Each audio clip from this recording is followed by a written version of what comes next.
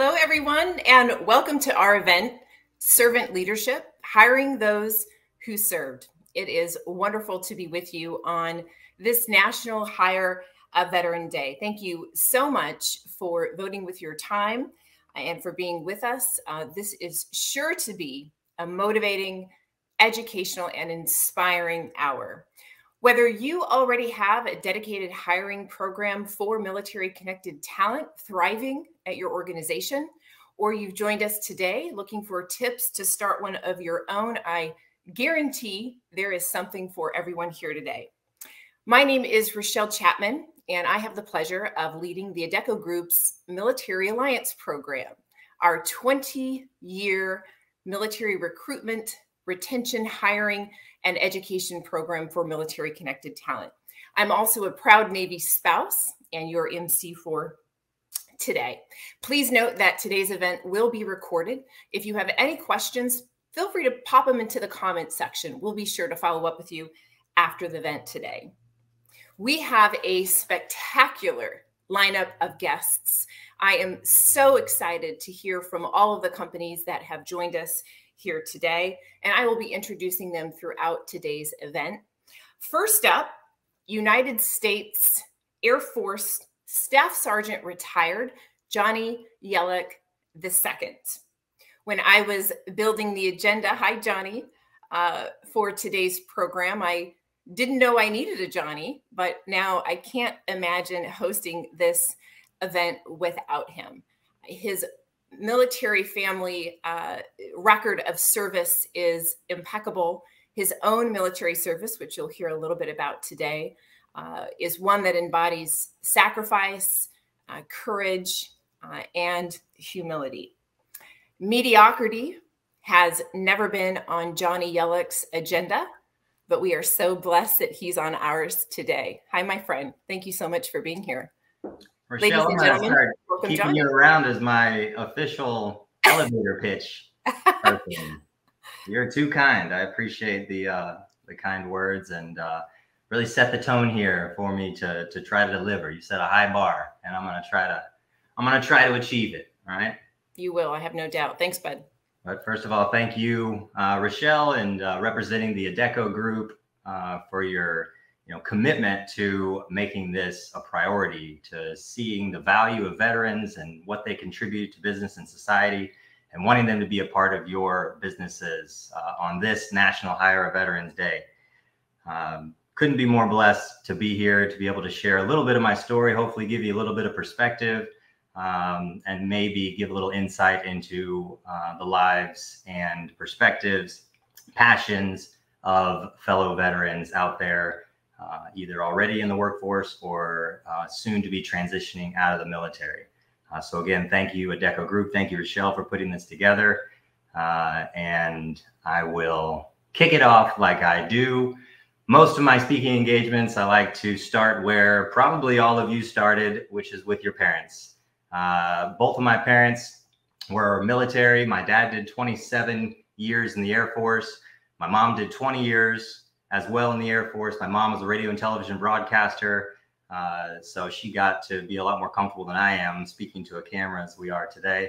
My dad was a crew chief working on F-4s during Vietnam, F-15s during Desert Storm, and again, retired after 27 years. So me and my sister got to be born and reared all over the world. She was born in Germany. I was born in the Netherlands. We lived in Iceland for a short time, 2 years as a kid, and then grew up mostly in San Antonio. And in high school, we moved up to Dallas, Fort Worth area whenever they both got out of the service. So when I graduated high school, I went to college, and I graduated in 2002. So I had watched everything unfold with 9/11 in 2001. And though I was motivated to respond there, I grew up in a household where it was the only option was to go straight to college, get your degree, and go out into the workforce.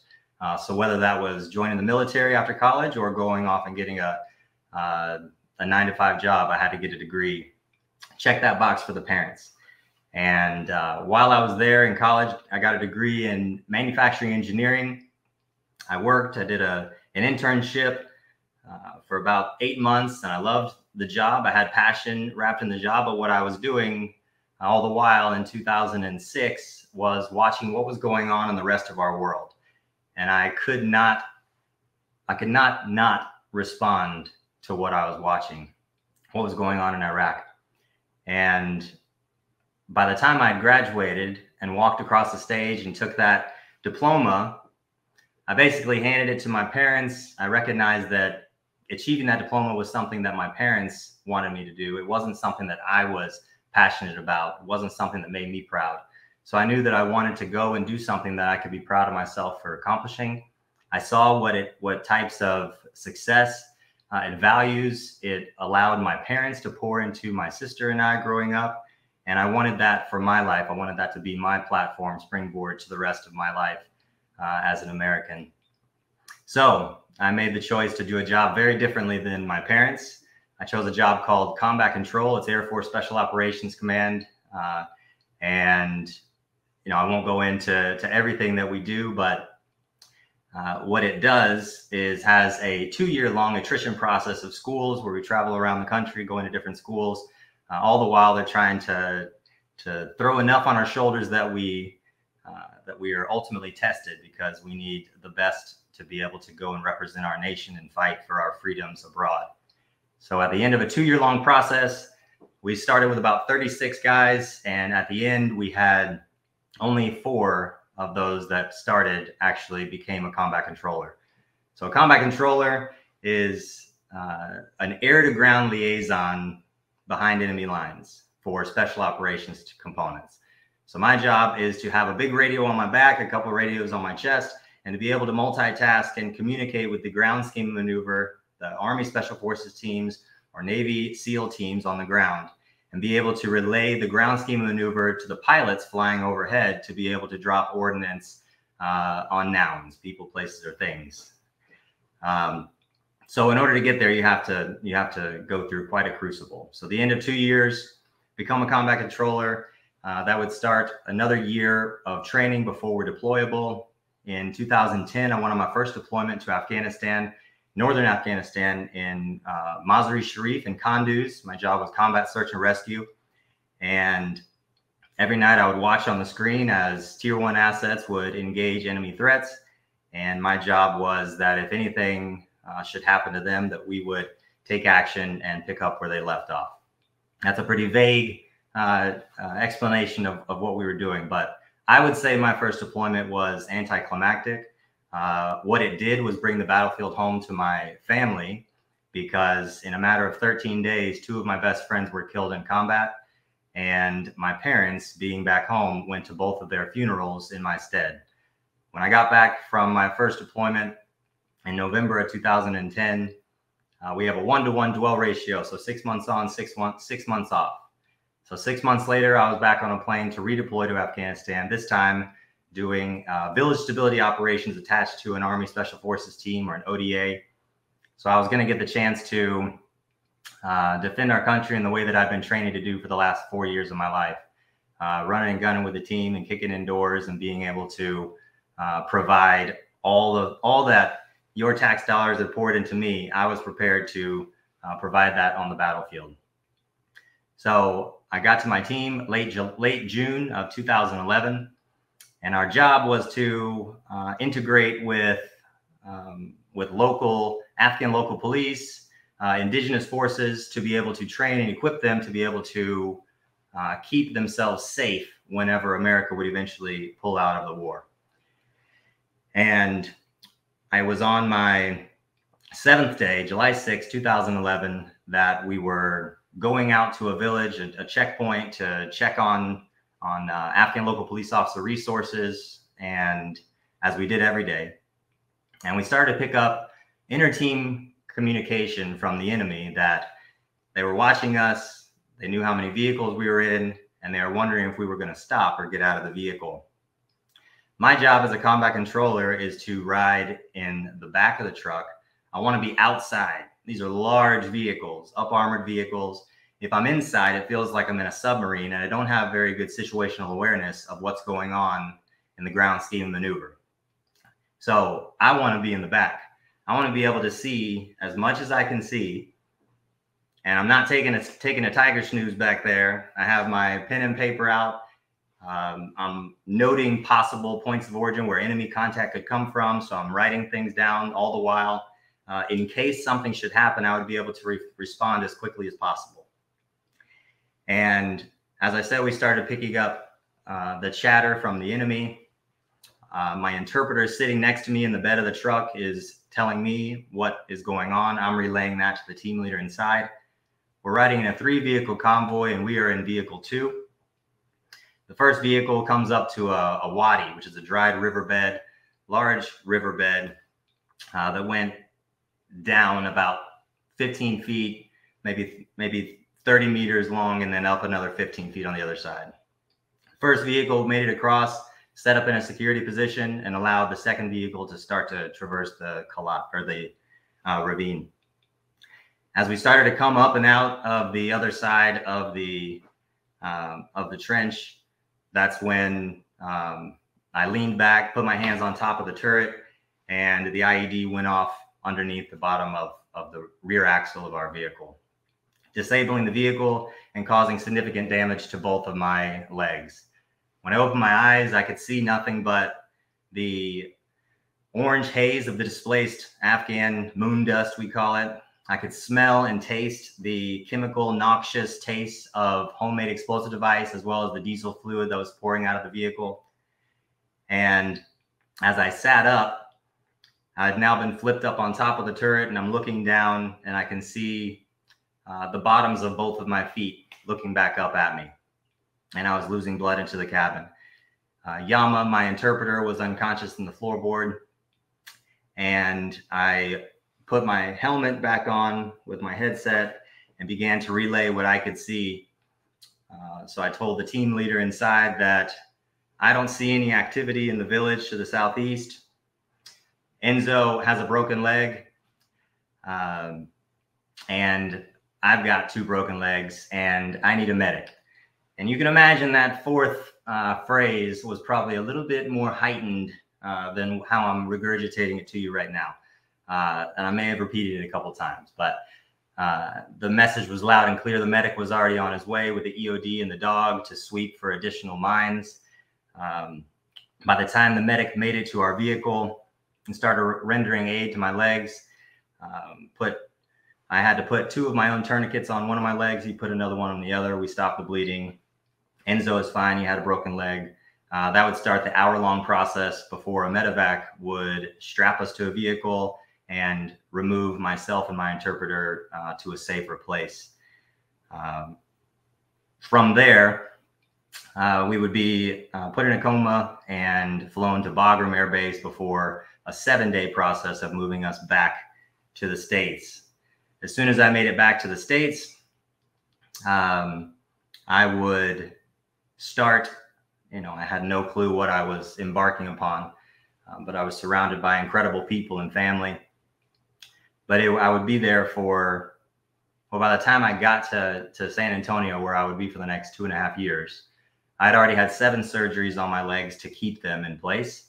And by the time I was discharged from the military, I'd had 28 surgeries on both of my legs through a process called limb salvage to be able to keep them from amputation. The end state is that both of my ankles are forever fused in place, so my feet will never move. But thanks to the innovation and technology that always comes after and through war, we've come up with incredible opportunity of a certain type of leg brace, which allows me to do everything I could imagine doing. I still scuba dive, skydive. I'm able to run. The doctor said that I would never run again. Be lucky to walk. I'm able to run, but to be honest with you, I don't think any of us should be running anyways. I think that we all do it poorly, and it's not good for any of us. I think Usain Bolt has got that covered. We can just watch him. The rest of us should speed walk and just try to find safer ways to burn our calories, but not taking that away from anybody. But for me, just know that today, and now it's been 11 years since I was injured in Afghanistan. Today I'm doing great. I have no pain. I'm blessed again by the medical staff, the friends, the family, and everyone that descended upon me and surrounded me with the support that I needed to be able to transition out of the military and to where I am today, which is exactly what we're here to talk about today, right? To talk about what that transition looks like. And for me, I get to say that I had a phenomenal transition. I think that the way that I transitioned was perfect. Unfortunately, I don't recommend that for anybody. I don't recommend a severe injury and then a 2.5-year long process of reintegration into society and out of the military and then into the business world. So luckily, we're joined today by a lot of resources that are going to shed some light on how to seamlessly do this transition and the value that there is for organizations and businesses to incorporate, to hire, and to retain veteran talent, and that includes their spouses as well. So just like I say that the transition that I went through was phenomenal, I wouldn't trade it for anything. I also get to say that being wounded in Afghanistan was the greatest thing that's ever happened to me in my life, because it changed everything. It changed my perspective. I worked for 4 years to become the tip of the spear, to be able to support you, the American people, and provide safety and security for those that we support all over the world. I was exactly where I wanted to be. And being wounded in such a way, which none of us ever expects, we're prepared to pay the ultimate sacrifice, as many of my friends have, but we don't even consider being wounded. But for me, I do testify that being wounded was the greatest thing that ever happened to me, because it opened my eyes to recognize how much value there is in all the people that surround me, all the people that are in my life. The rest of the spear is made up by all of the people, the businesses, the support, the volunteers, the family, your friends that got you to that point where you could actually do some ultimate good. And there's a lot of analogies and symbolism and synergy between that spear and everything that a business wants to accomplish. We can't do anything with just individuals. You can't just have a CEO, right? You need all of these parts working together to accomplish a common good. So we'll move forward into an incredible panel discussion, as I said. But for me personally, my transition out of the military felt like I needed something that I could be passionate about. The same way that I joined the military, I needed a business or a calling that fulfilled that same mission mentality and backed by the passion that I had to ultimately serve the American people. When you talk about hiring veterans, you'll hear things like leadership and teamwork. You hear those things a lot. But there's a lot to be said about leadership in followership. And that's what you get with a veteran.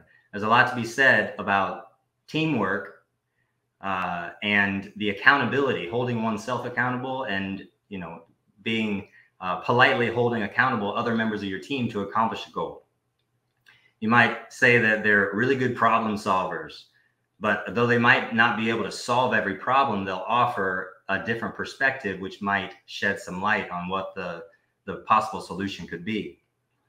Punctuality, that we're always going to be on time, but we also are backed by the integrity to know that if we're not going to be there, if we're not going to show up, if we're not going to be able to meet a deadline, we're going to be forthcoming and let you know that we may be a little late. Volunteering, right? We volunteered to join the service, but we also have so many reps in the military of being voluntold to do things. So we have so many reps and being willing participants to answer the call to whatever is being asked of us by our boss, our community, and our businesses. So how do you attract a veteran? How do you keep a veteran? You ensure that we know that our portion, our contribution to the overall mission is so closely tied to mission success. right? And that our mission, our company, is passionate about positively impacting those that we serve, both inside our organizations and around our nation. So I think Rochelle's here to give me the wrap it up sign. Actually, before you wrap it up, would you share with our viewers today the flag that's behind you? Because I know that has a really important message and story for you. Yes, ma'am. So the flag behind us is not just the American flag, but it was waving over the Operations Center at Bagram Air Base in Afghanistan. And on the day that I was wounded, it was possible that I would lose my life. They lowered the flag and they folded it and they kept it. And when my team redeployed back from Afghanistan, everybody signed the flag, signed mementos. They framed it here with a lot of keepsakes on it as well, and presented it to me whenever I was medically retired from the military 2 years later. Obviously, it's an incredible piece of cloth, incredible memento that I'll always cherish, even more so because two of the people that signed this flag would later be killed in combat in Afghanistan. So, you know, just speaks to the amount of passion that you're going to get from a veteran, right? I mean, a veteran, as well as, and we'll hear more about it here, but veteran spouses as well, such as you, Rochelle, because as I mentioned, we are the tip of the spear, or so we're made to believe we are, right? But I know that I can't do anything without the rest of that spear. And you, Rochelle, represent all the military spouses that make up so much of the driving force that allows people that are on the front lines, or maybe not, just deploying or sacrificing so much. You represent all of the spouses that make it possible for us to do so. So well, thank you for your sacrifice and for everything you've done and continue to do. Well, likewise, thank you for yours as well. I think you're an incredible human being. I am so honored to know you. Thank you for your service, the sacrifice that you made, and certainly for being here today. I know that you have inspired companies that are watching, and certainly inspire me. Stick around. We don't want you to leave. We are going to turn our attention over to our panel that is here with us to talk about the value and benefit of hiring military connected talent. Johnny so eloquently mentioned that not only are we talking, of course, about veterans, service members, members of the Guard and the Reserve, wounded warriors, but we're certainly also talking about military spouses. So let me introduce our panel to you all. First up, hi, Sarah. We've got Sarah joining us from LinkedIn. Sarah was the head of LinkedIn's military and veteran program for a number of years. She was recently promoted into a new role as chief of staff. And so we're very honored to have her with us. Also, we've got Roy Lopez from USAA, Go USAA. Roy is the Diversity and Talent Management Advisor with USAA and also a veteran. Last but certainly not least, we've got Brian Wiggins, leader in supplier diversity in the Global Procurement Services Department, or part of Cisco. Thank you, all three of you, for being here. Let's dig right in. Sarah, I'm going to start with you. You know, one of the things that I often hear employers talk about in terms of roadblocks when it comes to hiring, specifically from the veteran community, is really struggling to understand their transferable skill set. Johnny did a nice job of listing some of those transferable skills. And I'm curious for you and for your team at LinkedIn, what is the #1 skill you hire military talent for at LinkedIn? Oh, that's such a great question. I think we oftentimes think of skills as you have like hard skills and soft skills. But one of the things that we've been so thoughtful about is the skill of curiosity. And the reason I say that is for 3 reasons. One is that, you know, as you transition, there's so much you've learned, but in making that first step, your career will transform into a jungle gym, much like it did in the military. It's less linear. You're going to pop around and experience different things. You're going to learn what you like and what you don't like. And as a result of that, you're going to need to be really curious about continuing to grow and learn and innovate and transform yourself as a post-military veteran or spouse that is looking for that next play. The other reason is we pivoted more towards a skills-based hiring. Call that the result of the pandemic. There's more hybrid remote work. But I've seen a lot of companies, rather than looking straight at degree or purely qualifications, there's this really innovative approach to really looking at skills-based hiring. And I think being curious helps shine light on, continuing to amplify the skills that you have, both from your military experience, volunteer experience, or other things that you're involved in. And then the other reason is people don't stay in jobs for long tenors of time from the time they transition until retirement. People are moving every 2 to 3 years. And so I think you have to continue to learn and explore, both self-exploration. The job market is continuing to pivot, and the skills needed are also going to continue to pivot. And so curiosity will help you stay relevant. And so those are some of the things why I think curiosity is just so important as you think about continuing to lean in, have a growth mindset, and learn at every step of your transition. And you can do that through networking, asking for help, setting up informationals. There's just so much online learning and so many people that are here to help. And I think being curious and having that mindset will really pay itself forward. Hey, Rochelle, this is Roy. I'd love to touch a little bit on that. Obviously, I work for USAA, and USAA is known within the military community as an insurance provider and a bank. So I get this question all the time as to, hey, I don't know anything about a bank, or I've never worked in an insurance company. Obviously, as veterans, we probably never have. But I like to stress out that USAA is a large organization with a lot of elements within it. So believe it or not, we hire a lot of individuals that don't have insurance and banking experience, such as myself.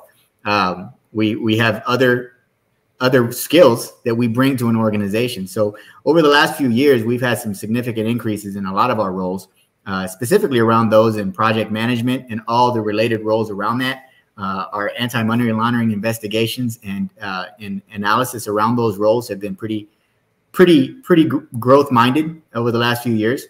And then, of course, believe it or not, we're a heavily focused IT organization, as all our services and products are provided over a .com or on a mobile device. So we have a lot of technical roles that are a perfect fit for those that come from that skill set background here at USA. So it's not as if you've never had a banking license or a financial advisement license or an insurance license, believe it or not, many of us come to USAA to provide support to those that are experts in those fields, especially veterans like ourselves. So I think that's so well stated, Roy. I want to go back to that for a second, because what I hear you say is we'll train you. So what are some of those soft skills, for lack of a better word, that you tend to look for, that you're drawn to veterans for when you're hiring for USAA? Well, I think one of the things that we appreciate here at USAA is that we're mission focused. The mission of USAA is pretty well known to all employees at USAA, and we're driven to that single mission. Most veterans and military spouses from the military community have that same mindset, where what am I doing today that's going to help the overall mission of the organization? And I think that that's strong. The passion for who we provide service for. I myself have been a member for USAA for a number of years. All my friends and family are USAA members. So it's not as even if I'm going to work. I'm just doing what I do for my family. I'm continuing service. It's just, instead of serving my nation, I'm serving those that serve our nation. And I think that's a heavy focus here at USAA. So we really do appreciate those that come here with a team mindset, that are willing to learn, that have the learning agility that we bring from the military community, and really focused on our mission here, which is serving our own membership. So curiosity, having a growth mindset, willing to kind of, lean outside your comfort zone a little bit, leadership, and that mission first mentality or selflessness. I think all those are excellent points. Brian, I want to switch gears. I want to come over to you. Of course, Cisco has a long-standing history of supporting the military community, which we love. What unique value and benefit do you find that veterans and military spouses bring to Cisco? And what is one thing you would want an employer watching today to know about the impact that those folks have had on your organization?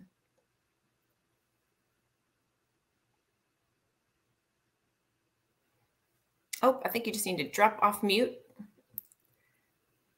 Sorry, this is a whole, this is like actually kind of a hard question to answer. And it's very interesting that you roll around, like, specifically in the areas where I look, where we try to match for contingent labor with Cisco, right? Because supplier diversity is about a lot. There's a lot of contingent labor that Cisco spends money on. And where do military owned, veteran owned companies and people that hire a lot of veterans and veteran spouses, like where do we value prop that? Because we tend to look at both supplier diversity, the ownership of the company, but contingent workforce diversity, the makeup of their workforce, right? Mm-hmm. What does that look like? Adecco reports your workforce diversity to us every year, right? For your contingent workforce. So I think there are hard skills that are difficult to identify that veteran communities do have. And I think when you get into the areas of things like, I would say, security clearance and facility clearance, there's a clear advantage with veterans that already, have clearances if identified and sort of managed as a talent pool in a proper way that really bring a tangible, something that's actually really hard to get. And a pretty hot area that are hard to fill. I think too, like when you're getting veterans coming soon out of service, or military spouses for whom sometimes employment in sort of in the pre-virtual work world actually had very big structural challenges to hiring at times. Mm-hmm. There's a loyalty there. And I think it's really twofold. I think number one, those of us that served, I mean, I won't tell you every day I had in the Army was great, but there was a certain, loyalty that you see. And when you step out and it's a little bit of insecurity, there is a loyalty to that employer. There is a loyalty that probably is a little less common and runs a little bit at odds with what Sarah was saying with it. They're going to have different employers every year, and not every year, but much more turnover than, say, my dad's generation did. Yeah. But I think the biggest thing is the sense of community. And for us, it like went from having like a Guillermo Diaz for years, our CIO, who was a very visible veteran and a visible presence in the veteran community. I sit in Raleigh, North Carolina. So, we have the strongest veterans, employee resource group at Cisco, which is a very volunteer mindset and exactly a lot of the stuff that Johnny was talking about before. So I think the sense of community and the sense of sort of having people that care, that, somebody kind of sort of pay it forward. Somebody kind of help me. I try to help somebody, try to understand how to guide and I guess how to apply the skills and knowledge and sort of character traits that we tend to see in that community. It's really enormous. And I think what it mobilizes is that it's not just the veterans, it's not just the spouses, it's the people that are connected to those people.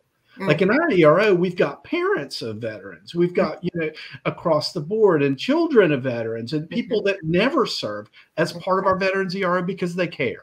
Mm-hmm. And I think it does sort of mobilize in a way that sometimes our things get so commoditized, it kind of brings a little bit of the passion back in. Yeah. The one thing I would say, and I have to tell you, I'm a bit of an improviser, but I will tell you this: like listening to Johnny today always reminds me that, I was a Gulf War veteran.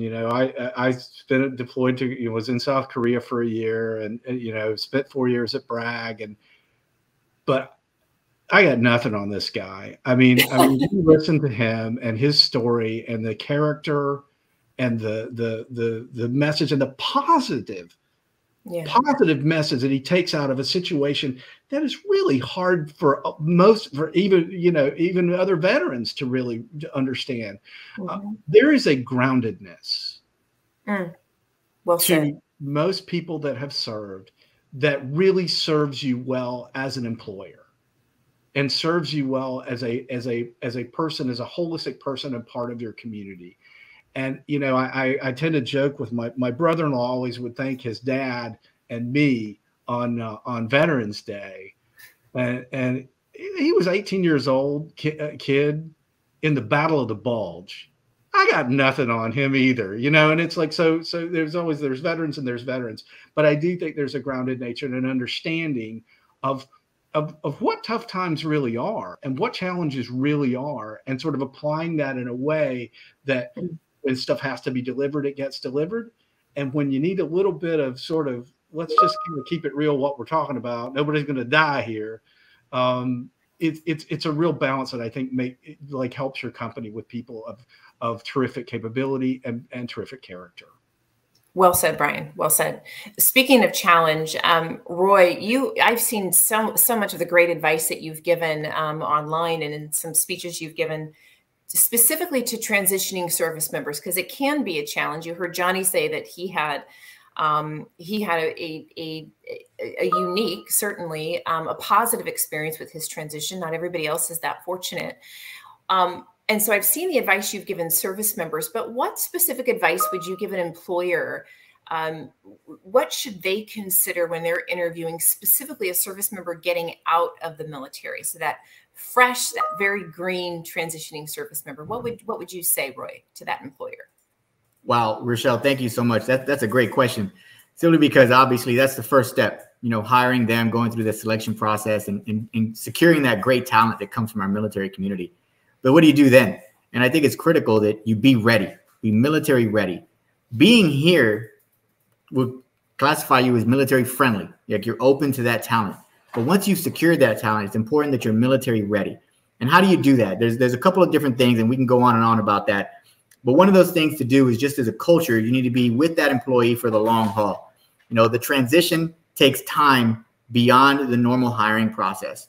For veterans, the normal onboarding, you know, is lengthy.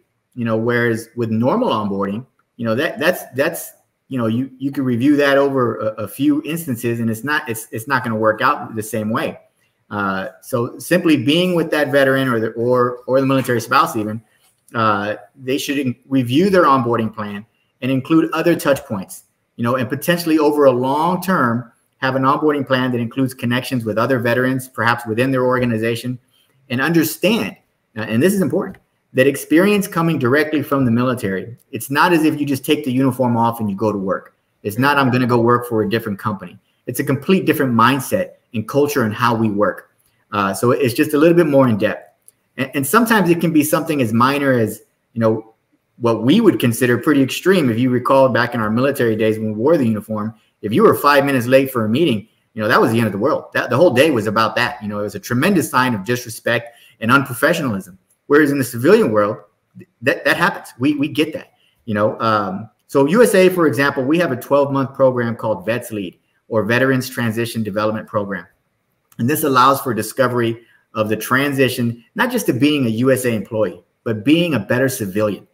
And that's critical. So we use that program along with other efforts, and we mitigate some of these challenges with newly transitioning veterans and bringing their best self to the organization. Much of this activity is managed, or at least heavily relied upon, on our own veteran resource group. I know Brian mentioned Cisco's. You know, we have our own, and much of that activity through them is critical. So if an employer doesn't have a resource group specifically for veterans, I highly encourage them to allow the veterans to create their resource group and then advise organizational leadership to support and advocate for this resource group. This allows organizations that are transitioning into a more military-ready organization to leverage the diverse military experience that they already have within the organization and anybody else coming in. And like Brian mentioned, you know, that could be the spouse, the children, the parents, grandparents, uncles, or just somebody that's really passionate about the community. And this helps foster an appreciation, understanding, and respect for the military culture that they're bringing in. And it's a positive culture, but just understand that they're going to come from a different place rather than just from one civilian organization to a civilian organization. They have a lot to relearn. And we as organizations have a responsibility to help bring that best person that we possibly could to an organization. So it's hard. It's a long journey, but everybody can do it. And we have all the resources here to help out. Those are some really, really important tips that you laid out there. In fact, I was going to go over a couple of those things that you said, which now I don't have to because you did it for me, Roy, so eloquently. I love it. I saw that my friend John Buckley. Hi, John. Hi, Rochelle. How are you? I'm so good, John. Thank you so much for being here. Happy National Hire Veteran Day. John's with Koch Industries and is also a veteran. This is timely. I have our last panel question, John, is actually for you. And that is around the issue of underemployment. And I think some of the employers that are here today might actually be surprised to learn that underemployment is actually as big of an issue for veterans as it is. It's certainly a huge issue for us in the military spouse community. Our underemployment rate hovers around 63%, which is jaw-dropping. But I know that this is an issue that you feel passionately about and that you've really done a good job of combating at Koch. Tell us a little bit about what you are doing there. I think, Rochelle, the first thing to understand before you can come up with any solutions is what is the cause of this underemployment?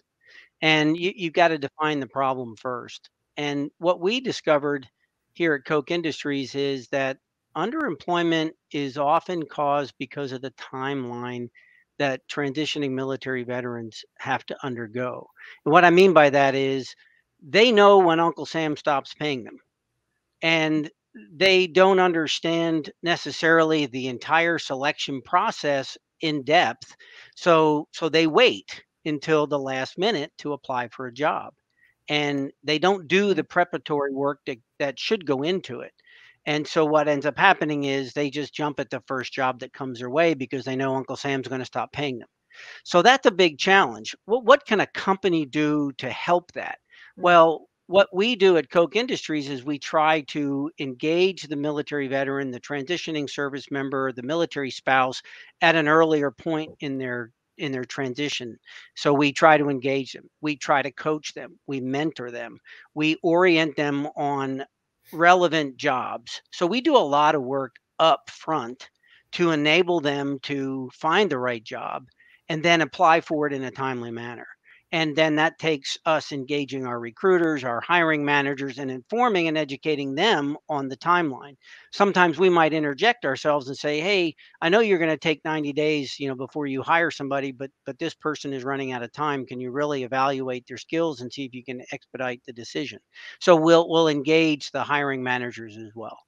So that's the first part of the challenge, is getting them to apply to the right job at the right time so that they're not under that duress of time constraint. The second thing that we try to do, and this is really consistent with Koch Industries, regardless of whether or not you're a veteran, this is for all employees. We encourage self-actualization.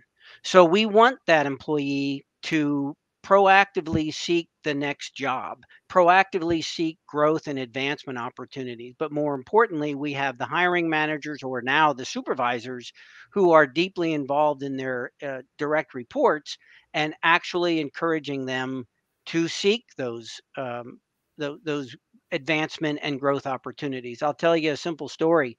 A gentleman who we hired, he was actually 20 plus years in the Army and the Coast Guard. And he came to me after about a year and he was like really happy. He says, oh my gosh, I got a pay raise. I got a bonus. I really didn't expect this so quickly. And I said, this is really because of you. A lot of veterans do that because of their performance, all the reasons that Brian covered and Roy covered as well. So about 6 weeks later, I see him and he's like really down. I'm like, what happened? Did you lose your cat or something like that? And he was like, no, I found my dream job and it's over at another Koch company. And I'm like, okay, well, go sit down with your hiring manager, your supervisor now, and discuss this with him. And so that's exactly, loyalty. I think the word was used out there. Loyalty is something that gets in our way because we really have, that's a strength. That's a strong virtue that we carry, but it's not relevant anymore in the private sector. Now you've got to think of yourself, and the company is encouraging you. So I said, get rid of loyalty, go for the job. He sat down with his hiring manager or the supervisor, and the supervisor actually picked up the call and called his counterpart, learned more about the job, sold the hiring manager on his direct report, and now we've got another happy veteran. And we do that all the time. So we try to quickly identify their strengths and weaknesses, encourage them to be proactive about looking for their jobs. We encourage them to self-actualize, and then we encourage that, finding that job. We actually created another section of our department here where that's what this entire group does. They look for encouraging and enabling people to find the right job, and that means advancement and growth, and that really gets rid of the underemployment issues. I think those are some fantastic tips and fantastic feedback, John. I want to thank all of you on the panel today. Thank you so much for spending time and for sharing your feedback. One of the things I think I heard, if I can summarize, is, and we certainly believe this across the Adecco group, that is, when you hire for attitude, you can train for skill. And that's certainly true for military connected talent. So that would be one takeaway that I would want employers today watching is to remember that. We are going to switch gears just a little bit.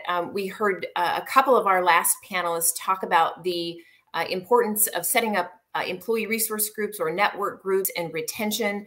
I want to say just quickly, and then we can bring on our next panel, there are so many important things that you need to consider when you actually start trying to find military connected talent. And the employers that I see that do this really successfully do a couple of things that are important. They take into consideration or into account the entire hiring experience. So they think more holistically about it. And I mean everything from recruitment to the job description to where you're finding talent, and certainly how to keep that talent. And the other thing that successful companies do is they make sure that they create a work culture that values military service, whether it's a military spouse hired at an organization or a veteran or someone continuing to serve through the Guard and Reserve. You want to make sure that you're establishing a culture that appreciates and values, again, military service. We are going to be following up after today's event with a hiring guide that we put out about a month and a half ago or so that goes over a lot more targeted tips around where and how to locate military connected talent. So please look at that. Next, what I'd like to do is bring up our last panel. This is a fine group of individuals who have joined us today from some really great companies, all veterans and military spouses joining me on the screen. Hi, guys. We've got Carrie Ann joining us from the Military Affairs Global team from Amazon. Carrie Ann, thank you so much for being here.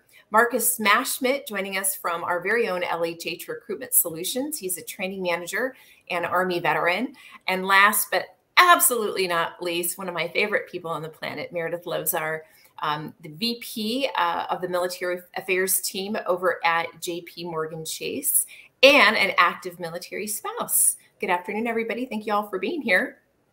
So we are going to talk about retention. So we've talked about the value and benefit of hiring military talent, talked quickly a little bit about some tips about how to find you all. And now we want to hear from you about ways to keep you engaged at your organization and how the nuances of being a veteran or military spouse might impact retention. I fondly say we want to keep these folks growing, not going from our organization. So let's talk a little bit about how to do that. Carrie Ann, I'm going to start with you. As a veteran, what are you looking for from an employer when it comes to promoting your own professional growth and development? So as a veteran, what is it that you need and that other employers should think about when retaining veteran talent? Yeah, thank you so much. And one reason why I picked Amazon was because they have all of the above. So when I look at, as a veteran, looking at any kind of organization, one thing I love to look is if they have upskilling programs. Do they have apprenticeship programs? Do they have military spouse fellowship programs? Do they have skill bridges? Do they offer multiple touch points? Let's say if I don't want to get into tech, but I want to get into HR, do they have multiple touch points where you can get into different industries? And that's really what I look for as a veteran. One thing, and I think Roy brought it up fantastically, is the difference between military friendly and military ready. Mm-hmm. Now, do they have the policies behind military LOAs? If you're in the reserve and the Guard, are they going to support you when you get activated or need those 2 weeks? If you're a military spouse, do they have any kind of policies behind that to help you with your transition when your spouse moves every 3 to 4 years? Are you able to keep your job? Are you able to go remote? Are there policies behind that? At Amazon, Amazon, we have an entire pillar that is definitely selected for these kind of attrition things. And we look at these programs and we look at these issues and say, hey, where can we file policy behind it? Or what can we do through these to kind of help our military community and, you know, retain them within Amazon? Great point, Carrie Ann. Marcus, I'm curious if there's anything you want to add there. Yeah, I love that you say that, Carrie Ann. It's so important when you are an employer to have the resources available for veterans as they come through. One thing that we're used to being in the service is continually having certifications while we're going through the military. There's different classes we have to take all the time just to keep up our skills. So for employers to even have a Excel training, right? It's just something to continue to broaden your employer's skills. Yeah, it's amazing. So congratulations to you, Carrie Ann, and Amazon for the work you're doing. Okay, Meredith, I'm gonna move over to you. You have obviously built well, not obviously, because not everybody on this call knows you. I'm lucky enough to know you, but you have built an amazing career as a military spouse. Talk to me a little bit about, from the military spouse standpoint, you personally, but then also maybe just speaking to the larger military spouse community, what is it that is important to you? What is it that is important to the military spouse community when it comes to retention and being able to stay with an organization? Yeah, I think it's a great question. And thank you so much for that, Rochelle. It has definitely been an adventure. This is our 11th duty station in the last 17 years. So I know that ages me, but I think it also shows that we have been incredibly portable. We've lived in the US and also outside of it. So creating a career path during that time frame has been really challenging. And I think as a military spouse, I have looked for portable opportunities. I've looked for remote work opportunities. But more than that, I've looked for opportunities to grow. So how long is my runway in an organization? Is someone going to be committed to giving me exposure to other opportunities within the company that I currently am staffed with? And I think that has been incredibly important. And what we've lost sight of a little bit has been, how can military spouses continue to grow and lead in a remote environment? And what we found during COVID is that military spouses are the premier remote workforce, and we can lead and we can also mentor others in our organization in a remote environment. So what we want to stay focused on, I think, as employers is, how do we continue to create growth opportunities for military spouses when they move to that next duty station? Instead of looking at it as they might be lost to us, it's actually, how can I hang on to this incredible talent? And I know at JP Morgan Chase, we are currently very focused on that. And can we create a portable opportunity? So if it's not 100% remote work, is there an office nearby that we can plug you into a couple of days a week so we can continue to help you grow here at the firm when you move on to that next duty station? And I think COVID has really given us so much great opportunity to do that for military spouses. Well said. I would add to that, Meredith, and you know this because we talk about this, not only exposure to other job opportunities, but just exposure for the individual, for the military spouse, the importance of having a sponsor or a mentor in an organization that can help shed some light on the great work that military spouse is doing so that it's recognized by others. I think that, especially when you're working remotely, that's really important. And I know that JPMC does a good job of that too. Okay, I want to move back over to you, Marcus, if you don't mind. I think that you have an interesting story. And so many of our veterans, of course, transitioned out of the service during COVID, you being one of them, Marcus. Talk a little bit about your transition out of the military during COVID, moving into a remote, Meredith just touched on this too, moving into a remote or virtual work environment. What do employers need to know or need to consider or thinking about when they are interviewing and hiring veterans coming out of the workforce and going straight into a virtual job, maybe working in an environment that they've never worked in before? Yeah, such a good question and perfect topic for what we're going through right now, Rochelle. I transitioned out February 7th of 2020, started working in my civilian role March 3rd. 2 weeks later, the pandemic happened. and we're all home working remote. And this is a new world. If you really think about what veterans are coming from, we are used to being close quarters with our fellow service members all day, every day, from 6 a.m. in the morning for PT all the way until night. If you're a single soldier living in the barracks, I mean, you're stuck with them all the time. So it's an interesting when you have to now move into this remote world where you're sitting in front of a computer screen like we are now. So I'll start with saying to all of our employers out there is get comfortable being uncomfortable, right? Because that's the world we're in now. And really continue to promote a workforce, a culture of inclusion. Think about what now veterans are having to go through of talking to someone on a video stream. While phone calls are better than emails, a video call is a game changer because it's now putting a face to the name, right? And really think about the mission. We're trained as service members to complete the mission, right? We get the objective and we have to go from A to Z. So as an employer, I know it sounds weird to think of it as a mission, but look at it as the objective. What is the veteran's objective when they come start working in your workforce? What do you want them to get to? Because veteran service members are trained to make it to the end, right? And so come up with those resources, let them know, have an open dialogue of what you're expecting and what you want to see for them as they cross the finish line, and continue just to share and have that open dialogue of what's next for them, right? We, again, service members are constantly thinking about climbing the ladder, adding another rank to our chest, right? And so think about that as you are talking to your service members, your veterans on one-on-ones. What's next for you? What do you want to do next? And I'll say that LHH Recruitment Solutions, I know all the TAG, the Adecco Group has done such an amazing job. My boss continues to ask us every single day, what do you want to do next? As much as he wants to hang on to us for the rest of our lives, he's always asking us, what do you want to do next, right? So continue that conversation through this amazing world of remote. Yeah, keeping connected, keeping that sense of community going. Yeah, I think that's probably true for all job seekers, but especially when you're coming from the type of culture that service members come from, where they are to get together and connected so much. So I think that's well said. You all, I cannot believe it, but we are actually up on our time. And I know that we could continue this conversation for another hour, actually the rest of the day for that matter. And there's actually nothing I would love to do more. But I think that all the folks that are joining us today probably have to get back to their days too.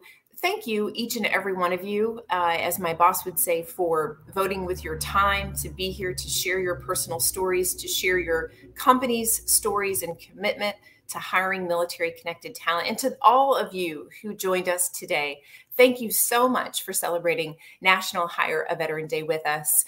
Like I mentioned earlier, we will be sure to follow up with you. We will have a recording of this event. Also, if you remember when we were advertising this event, we promised that someone that attended today's event would be in the chance to win a free pair of AirPods. So we will be announcing that within the hour. We'll be randomly selecting a winner. None of my panelists get that, by the way. Sorry, you're out of the you're out of the ruffle. But the attendees that were here today are certainly in it. Thank you again so much for everyone's time. I hope you have a wonderful day. Thank you for joining us, and have a great day. Thanks, guys. Thank you.